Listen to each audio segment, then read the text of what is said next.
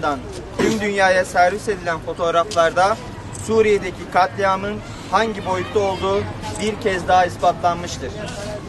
Bu fotoğraflarla birlikte çatlamış durumdaki sabır taşımız paramparça hale gelmiştir.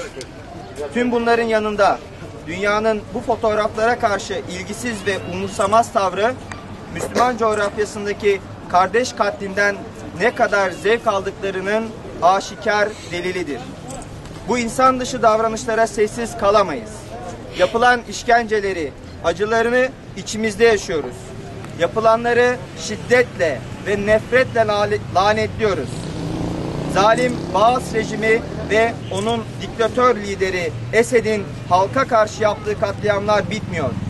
Devam eden bu çatışmalarda yüz binlerce insan hayatını kaybetmiş, milyonlarca insan yaralanmış ve yine milyonlarca insan mülteci durumuna düşmüştür.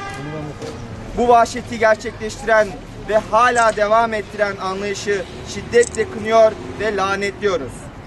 Basına yansıtan fotoğraflar Suriye'deki katliamın boyutunu gözler önüne sermektedir.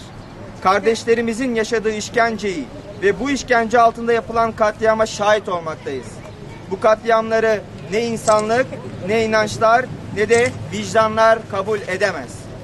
Eğer bizim dinimiz, kitabımız, kıblemiz bir ise ve bizler din kardeşi isek, bizim kardeşlerimizin yanı başımızda katliamlarına, işkencelerine ve bu sefaletlerine karşı nasıl seyirci kalabiliriz?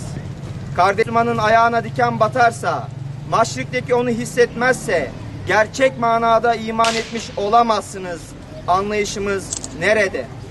Bu bir diken değil ki. Günde yüzlerce kardeşimiz işkence altında can veriyor. Onlar açlıkla imtihan olurken nasıl bizler yiyebiliyoruz? Elimizden ne geliyorsa yapalım. Durun. Bu katliamlara sessiz kalmayın. Bu akan kanı durdurun. Eğer bu katliamlara sessiz kalırsanız sizler de bu zulmün ortaklarısınız. Bu katliamların ortaklarısınız. Ve Yüce Allah sessiz kaldığınız için bunun hesabını sizden ve bizden soracaktır. Suçsuz olması için bunların binde biri yeterliyken hala ses çıkarması gereken birçok batılı insan hakları kuruluşu ve Birleşmiş Milletler gibi kurumlardan ses yok.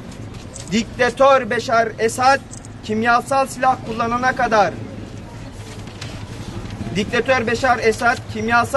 kullanana kadar ülkelerinden hiçbir ses çıkmadı.